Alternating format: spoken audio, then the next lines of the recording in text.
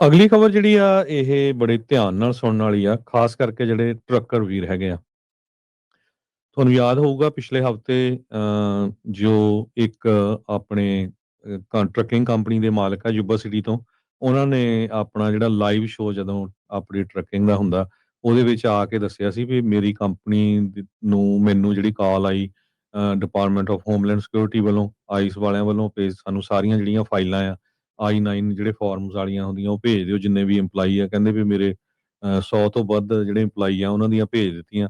ਉਹ ਤੋਂ ਬਾਅਦ ਉਹਨਾਂ ਨੇ 15 ਜਿਹੜੇ EMPLOYEES ਆ ਉਹਨਾਂ ਨੂੰ ਕੰਟੈਕਟ ਕੀਤਾ ਵੀ ਜਿਨ੍ਹਾਂ ਦੇ ਵਿੱਚ ਵਰਕ ਪਰਮਿਟ ਵਾਲੇ ਵੀ ਸੀ, ਗ੍ਰੀਨ ਕਾਰਡ ਹੋਲਡਰਸ ਵੀ ਸੀ, ਸਿਟੀਜ਼ਨ ਵੀ ਸੀਗੇ, ਵੀ ਉਹਨਾਂ ਨੂੰ ਅਸੀਂ ਕੰਟੈਕਟ ਕਰਾਂਗੇ। ਸੋ ਅੱਜ ਖਬਰ ਇਹ ਆ ਰਹੀ ਆ ਵੀ ਉਸ ਪੰਜਾਬੀ ਮੂਲ ਦੀ ਜਿਹੜੀ ਟਰੱਕਿੰਗ ਕੰਪਨੀ ਆ, ਉਹਦੇ ਜਿਹੜੇ 9 ਡਰਾਈਵਰਸ ਆ ਉਹਨਾਂ ਨੂੰ ਆਈਸ ਵਾਲਿਆਂ ਨੇ ਚੱਕ ਲਿਆ ਹੈਗਾ, ਇਮੀਗ੍ਰੇਸ਼ਨ ਕਸਟਮ ਐਨਫੋਰਸਮੈਂਟ ਵਾਲਿਆਂ ਨੇ। ਉਹ ਜਿਹੜੇ 9 ਆ ਉਹ ਮੋਸਟਲੀ ਉਹਨਾਂ ਦੇ ਵਿੱਚ ਵਰਕ ਪਰਮਿਟ ਵਾਲੇ ਹੀ ਸੀਗੇ, ਤੇ ਉਹਨਾਂ ਦੇ ਕੋਲ ਜਿਹੜਾ ਡਰਾਈਵਿੰਗ ਲਾਇਸੈਂਸ ਨੌਨ ਡੋਮਿਸਾਈਲ ਜਿਹੜਾ ਆਪਾਂ ਕੈਲੀਫੋਰਨੀਆ ਡਰਾਈਵਿੰਗ ਲਾਇਸੈਂਸ ਕਹਿ ਸਕਦੇ ਹਾਂ ਉਹੀ ਸੀਗਾ। ਤੇ ਕਈ 8-8 9-9 ਸਾਲ ਤੋਂ ਵੀ ਰਹਿ ਰਹੇ ਸੀ। ਇੱਕ ਜਣਾ ਉਹਨਾਂ ਚੋਂ ਉਹਦੀ ਵਾਈਫ ਸਿਟੀਜ਼ਨ ਆ, ਉਹਨਾਂ ਆਪਣੇ ਹਸਬੈਂਡ ਦੇ ਲਈ ਆਲਰੇਡੀ ਜਿਹੜਾ ਸਟੇਟਸ ਚੇਂਜ ਲਈ ਅਪਲਾਈ ਵੀ ਕੀਤਾ ਹੋਇਆ ਆ। ਸੋ ਬੜੀ ਹੈਰਾਨੀ ਦੀ ਗੱਲ ਆ, ਜਿਹੜੇ ਉਹਨਾਂ ਨੂੰ ਬੁਲਾਇਆ ਗਿਆ ਉਹ ਵੱਖ-ਵੱਖ ਜਗ੍ਹਾ ਤੇ ਬੁਲਾਇਆ ਗਿਆ। ਕਿਸੇ ਨੂੰ ਜਿਹੜਾ ਆ ਉਹ ਟਾਕੋ ਬੈਲ ਤੇ ਬੁਲਾਇਆ ਗਿਆ, ਕਿਸੇ ਨੂੰ ਸਟਾਰਬਕ ਤੇ ਬੁਲਾਇਆ ਗਿਆ, ਤੇ ਜਦੋਂ ਉੱਥੇ ਗਏ ਤੇ ਉਹਨਾਂ ਨੂੰ ਚੱਕ ਲਿਆ ਗਿਆ ਹੈਗਾ।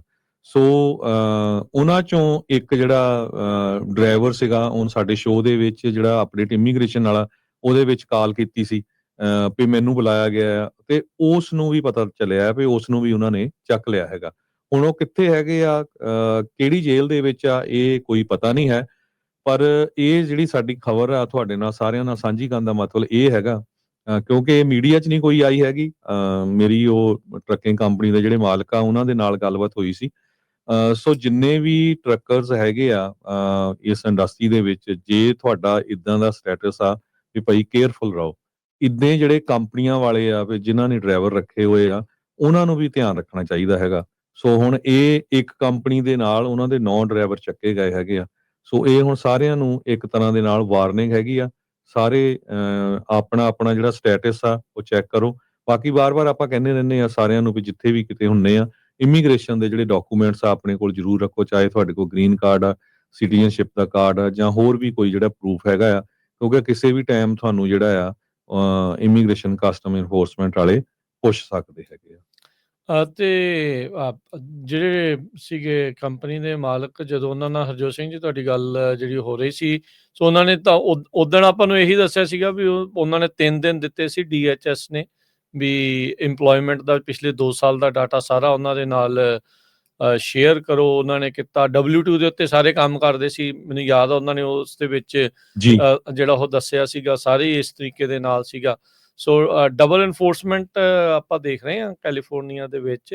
ਸੋ ਹੋ ਸਕਦਾ ਵੀ ਕਿਸੇ ਹੋਰ ਕੰਪਨੀ ਦੇ ਨਾਲ ਵੀ ਇਦਾਂ ਜਿਹੜਾ ਹੋਇਆ ਹੋਵੇ, ਪਰ ਉਸ ਖਬਰ ਦੀ ਅਗਲੀ ਅਪਡੇਟ ਦੇ ਵਿੱਚ ਇਹ ਹੁਣ ਦੱਸਿਆ ਜਾ ਰਿਹਾ ਵੀ ਜਿਹੜੇ 15 ਲੋਕਾਂ ਨੂੰ ਉਹਨਾਂ ਨੇ ਇੰਟਰਵਿਊ ਕਰਨ ਦੇ ਲਈ ਸੱਦਿਆ ਸੀਗਾ ਜਾਂ ਉਹਨਾਂ ਨੇ ਗੱਲ ਕੀਤੀ ਸੀ, ਉਹਨਾਂ ਚੋਂ 9 ਜਾਣਿਆਂ ਨੂੰ ਜਿੱਦਾਂ ਪ੍ਰਾਈਵੇਟ ਥਾਵਾਂ ਦੇ ਉੱਤੇ ਸੱਦ ਕੇ ਇੰਟਰਵਿਊਜ਼ ਉਹਨਾਂ ਦੀਆਂ ਕੀਤੀਆਂ, ਤੇ ਉਹ ਪ੍ਰਾਈਵੇਟ ਥਾਵਾਂ ਤੋਂ ਬਾਅਦ ਦੇ ਵਿੱਚ ਡਿਟੇਨ ਕਰ ਲਏ ਗਏ ਆ। ਸੋ ਅੱਗੇ ਕੀ ਸਟੇਟਸ ਆ ਉਹ ਤਾਂ ਹੁਣ ਉਹਨਾਂ ਦੇ ਫੈਮਿਲੀ ਵਾਲਿਆਂ ਨੂੰ ਹੀ ਪਤਾ ਹੋਊਗਾ, ਜਾਂ ਉਹਨਾਂ ਦੇ ਜੋ ਵੀ ਉਹਨਾਂ ਨੂੰ ਰਿਪਰੈਜ਼ੈਂਟ ਕਰ ਰਿਹਾ ਹੈ ਵੀ ਉਹਨਾਂ ਨੂੰ ਪਤਾ ਹੋਊਗਾ।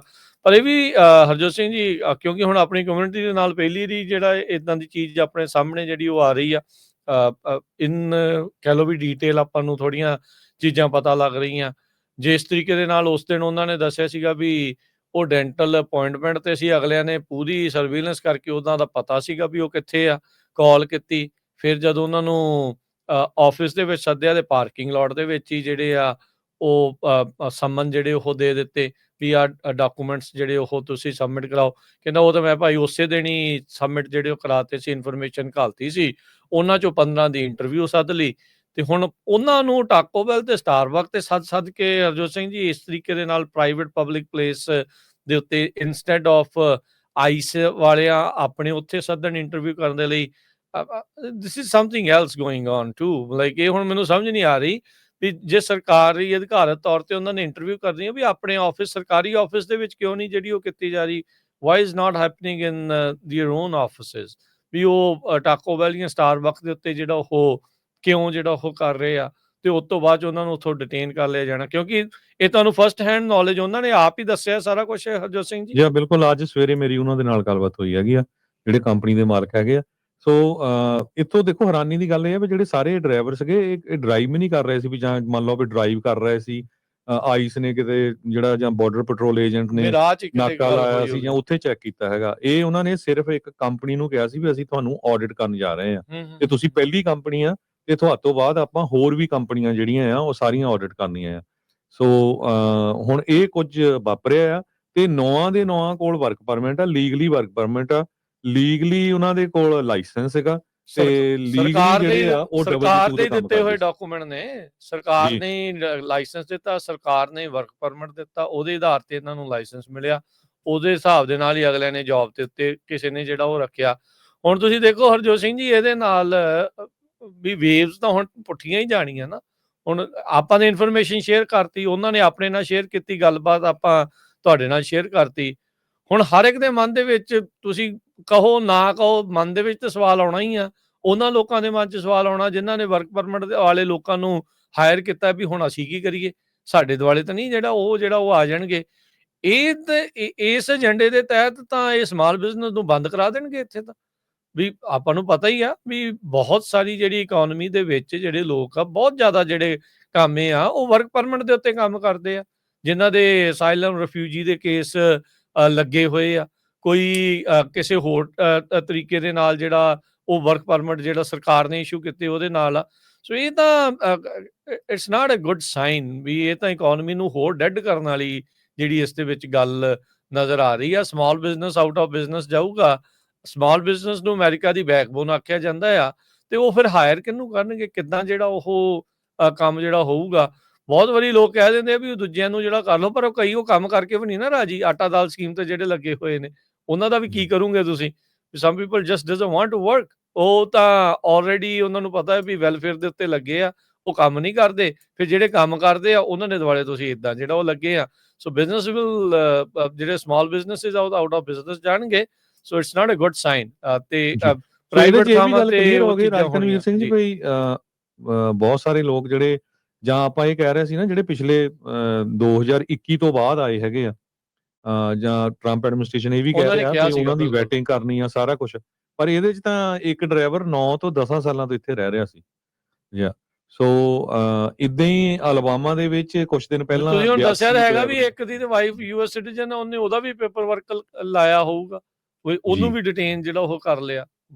ਜੀ। Yeah. ਸੋ ਅਲਬਾਮਾ ਸਟੇਟ 'ਚ ਵੀ ਪਿਛਲੇ ਦਿਨਾਂ 'ਚ 82 ਡਰਾਈਵਰਸ ਫੜੇ ਗਏ, ਜਿਨ੍ਹਾਂ ਦੇ ਵਿੱਚੋਂ ਕਹਿੰਦੇ 12 ਕੋਲ ਤਾਂ ਲਾਇਸੈਂਸ ਨਹੀਂ ਸੀ, ਪਰ 17 ਦੇ ਕੋਲ ਆਊਟ ਆਫ ਸਟੇਟ ਲਾਇਸੈਂਸ ਸੀ। ਮੰਨ ਲਓ ਵੀ ਕੈਲੀਫੋਰਨੀਆ ਦਾ ਹੋਊਗਾ, ਵਾਸ਼ਿੰਗਟਨ ਸਟੇਟ ਦਾ ਹੋਊਗਾ, ਇਦਾਂ ਦਾ ਹੋਊਗਾ। ਸੋ ਇਹ ਜਿਹੜੇ ਵੀ ਟਰੱਕਰਸ ਹੈਗੇ ਆ ਟਰੱਕਿੰਗ ਇੰਡਸਟਰੀ ਦੇ ਵਿੱਚ, ਉਹਨਾਂ ਸਾਰਿਆਂ ਦੇ ਲਈ ਬੜੀ ਜਿਹੜੀ ਇਹ ਖਤਰਨਾਕ ਇੰਪੋਰਟੈਂਟ ਨਿਊਜ਼ ਹੈਗੀ ਨਿਊਜ਼ ਆ। ਆ ਵੀ ਯੂ ਹੈਵ ਟੂ ਸੀ, ਤੁਸੀਂ ਫਿਗਰ ਆਊਟ ਕਰਨਾ ਵੀ ਤੁਸੀਂ ਅੱਗੇ ਕੀ ਜਿਹੜਾ ਉਹ ਕਰਨਾ ਆ। ਇਹ ਸਾਰੀਆਂ ਚੀਜ਼ਾਂ ਇਨਫੋਰਮੇਸ਼ਨ ਨੂੰ ਜਿਹੜਾ ਉਹ ਦੇਖਦੇ ਹੋਏ ਇਟਸ ਅਪ ਟੂ ਯੂ, ਤੁਸੀਂ what you want to do. Companies ਨੇ ਦੇਖਣਾ ਵੀ ਉਹ ਜਿਹੜਾ ਉਹ ਕੀ ਕਰ ਰਹੇ ਆ। ਉਹ ਆਪਣੇ ਵੱਲੋਂ ਤਾਂ ਦੇਖੋ ਸਾਰੇ ਹੀ ਜਾਣੇ ਹੁਣ ਟੂ ਦਾ ਪੁਆਇੰਟ, ਜੇ ਤੁਸੀਂ ਲਾਅ ਨੂੰ ਫੋਲੋ ਕਰਦੇ ਹੋਏ ਵੀ ਇਸ ਚੀਜ਼ ਨੂੰ ਕਰ ਰਹੇ ਆ, ਉਹਨਾਂ ਨੂੰ ਵੀ ਉਹ ਸਾਰੀਆਂ ਚੀਜ਼ਾਂ ਦਾ ਸਾਹਮਣਾ ਕਰਨਾ ਪੈ ਰਿਹਾ। ਸੋ ਜਿੱਦਾਂ ਆਪਣੇ ਕਹਾਵਤ ਨਹੀਂ ਹੁੰਦੀ ਹਰਜੋਤ ਸਿੰਘ ਜੀ, ਹੁਣ ਪਤਾ ਨਹੀਂ ਢੁਕਦੀ ਆ ਕਿ ਨਹੀਂ, ਪਰ ਚੰਗੀ ਲੱਗੇ ਜਾਂ ਨਾ ਲੱਗੇ, ਕਈ ਵਾਰੀ ਕਹਿੰਦੇ ਆ ਨਾ ਵੀ ਕਾਂ ਮਾਰ ਕੇ ਟੰਗਣ ਵਾਲੀ ਗੱਲ ਹੁੰਦੀ ਆ। ਸੋ ਇਹ ਲੋਕਾਂ ਨੂੰ ਡਰਾਉਣ ਵਾਲਾ ਹੀ ਮਾਹੌਲ ਜਿਹੜਾ ਇਹਨਾਂ ਨੇ ਸਰਕਾਰ ਨੇ ਇਸ ਟਾਈਮ ਪੂਰਾ ਹੀ ਜਿਹੜਾ ਉਹ ਬਣਾਇਆ ਹੋਇਆ। ਤੇ ਜਿਹੜਾ ਕੈਲੀਫੋਰਨੀਆ ਦੇ ਨਾਲ ਆਡਾ ਲੱਗਾ ਹੈ ਨਾ ਟਰੰਪ ਪ੍ਰਸ਼ਾਸਨ ਦਾ, ਇਹ ਪਤਾ ਨਹੀਂ ਇਹ ਗੁੱਸੇ 'ਚੋਂ ਨਿਕਲ ਰਹੀ ਆ, ਜਾਂ ਇਹ ਕੈਲੀਫੋਰਨੀਆ ਤੋਂ ਬਦਲਾ ਲੈਣ ਦੀ ਨੀਤੀ ਦੇ ਵਿੱਚੋਂ ਨਿਕਲ ਰਹੀ ਆ, ਜਾਂ ਕਿੱਦਾਂ ਜਿਹੜਾ ਹੋ ਰਿਹਾ। ਪਰ ਸਿਚੁਏਸ਼ਨ ਜਿਹੜੀ ਉਹ ਖਾਸੀ ਇਸ ਟਾਈਮ ਡਾਵਾਂਡੋਲ ਜਿਹੜੀ ਉਹ ਬਣੀ ਪਈ ਹੈਗੀ ਆ। ਜੀ।